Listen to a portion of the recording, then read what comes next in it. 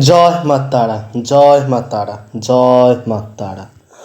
নমস্কার, আপনারা শুনছেন কালীকথা। এখানে শুধুমাত্র গল্প নয়, গল্পের মাধ্যমে শিক্ষাও দেওয়া হয়। প্রতি বৃহস্পতি এবং শনিবার শুনতে ভুলবেন না কালীকথা।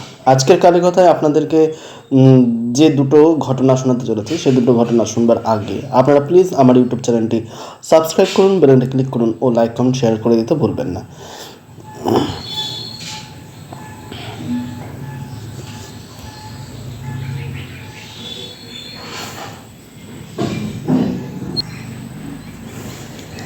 বাঁকুড়া জেলার অযোধ্যা গ্রামের বিখ্যাত এক মন্দিরের ঘটনা।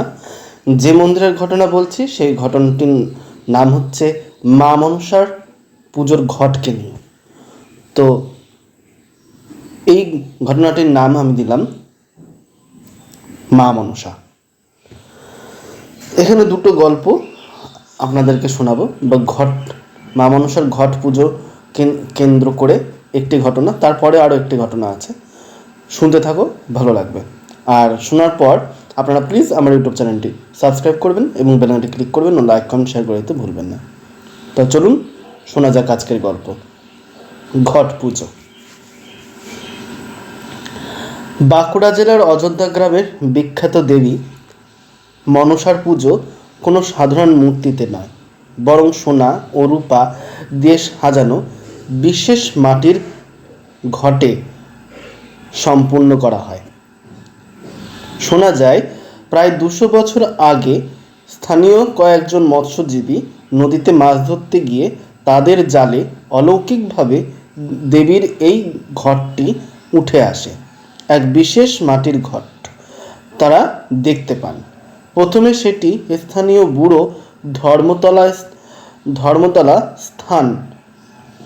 স্থাপন করা হলেও পরবর্তীতে তা 1850 সালে গ্রামের জমিদার রায়বাহাদুর গঙ্গাধর বন্দ্যোপাধ্যায় একটি বিশেষ মন্দির বা মনসা মণ্ডপ তৈরি করে দেয়। দেবীকে স্থায়ীভাবে সেখানে প্রতিষ্ঠা করা হয়। এই ঘটে কোনো মূর্তি গড়া হয় না।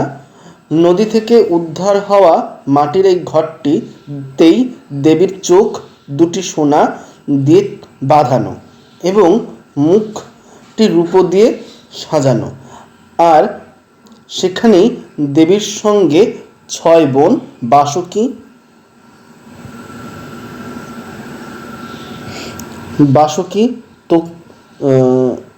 6 বোন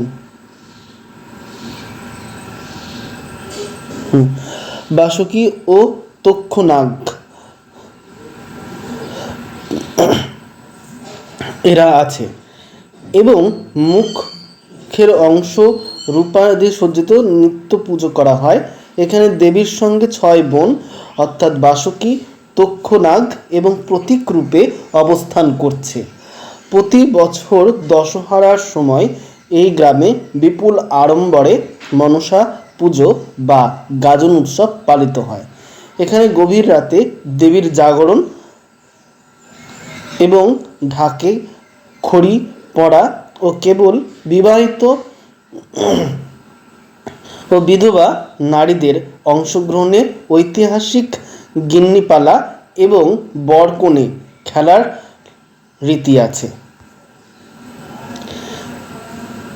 তো এই ঘটনাটি শুনে কেমন লাগলো তা জানাতে ভুলবে না। জানাতে হলে আমার ইউটিউব চ্যানেলটি সাবস্ক্রাইব করো এবং বেলটি ক্লিক করো ও লাইক কমেন্ট শেয়ার করে দিতে ভুলবে না। আরও একটি ঘটনা তোমাদের সামনে বলছি। তো এটা একজনের স্বপ্নে ভগবান মা মনসাকে পেয়েছিলেন। তো স্বপ্নাদেশ মা মনসার গল্প। স্বপ্নাদেশে মা মনসা ঘট ও এনে পুজো শুরু করে। গল্পটি নিচে দেওয়া হলো। এক দরিদ্র গ্রামবাসীকে রাতে স্বপ্নে দেখা দেন দেবী মা মনসা। সাপে ঘেরা রূপ ধরে তিনি নির্দেশ দেন যে গ্রামের জলাশয়ে একটি অলৌকিক মাটির ঘট ও সিজ গাছের ডালে রয়েছে, যেটা মা মনসার গাছও বলে সেটাকে। তো ডালে আছে, যা উদ্ধার করে পুজো করতে হবে। পরের দিন সকালে ওই ব্যক্তি জলাশয়ে গিয়ে অলৌকিকভাবে একটি মাটির ঘট খুঁজে পান এবং সেটি এনে একটি সিজ গাছের ডালের পাশেই প্রতিষ্ঠা করে, মানে ওই গাছটির পাশেই সেটাকে প্রতিষ্ঠা করে। কোনো মৃন্ময়ী রূপ মূর্তিতে নয়, ওই ঘটেই মা মনসাকে প্রতিষ্ঠা করা হয়। দেবী প্রতীক হিসেবে পুজো করা হয় ওই ঘটকেই।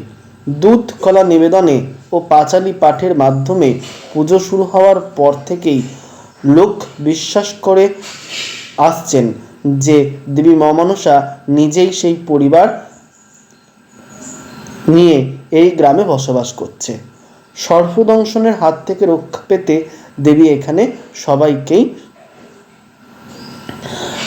রক্ষা করেন। এছাড়া আরও একটি এরকম ঘটনা আছে।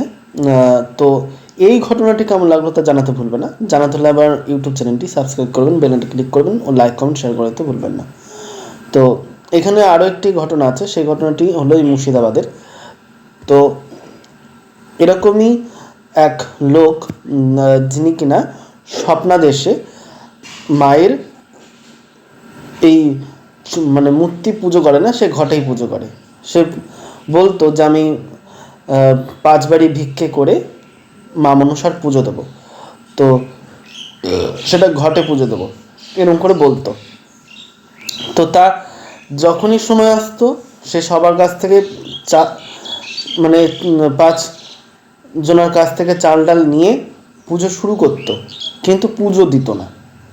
এরপর কোনো কারণে হয়তো সে পুজো দিত না, তারপরে তাকে মা মনসা স্বপ্নাদেশ দেয় এবং বলে যে তুই প্রত্যেক বছর যেভাবেই হোক তুই আমাকে পুজো দিবি। তো তার বাড়িতে এখনো অবধি সেই পুজো হয়ে আসছে, ওই ঘটেই পুজো হয়। যেইভাবে হোক 5 বাড়ির কাছ থেকে মানে লোকের কাছ থেকে চাল ডাল নিয়ে তার বাড়িতে পুজো হয়। তো আজকে আপনারা শুনলেন 3টে মা মনসার ঘটনা। তো ঘটনাগুলো শুনে কেমন লাগলো তা জানাতে ভুলবে না। জানাতে হলে আমার ইউটিউব চ্যানেলটি সাবস্ক্রাইব করো, বেলটি ক্লিক করো ও লাইক কমেন্ট শেয়ার করে দিতে ভুলো না। জয় মা তারা, জয় মা তারা, জয় মা তারা।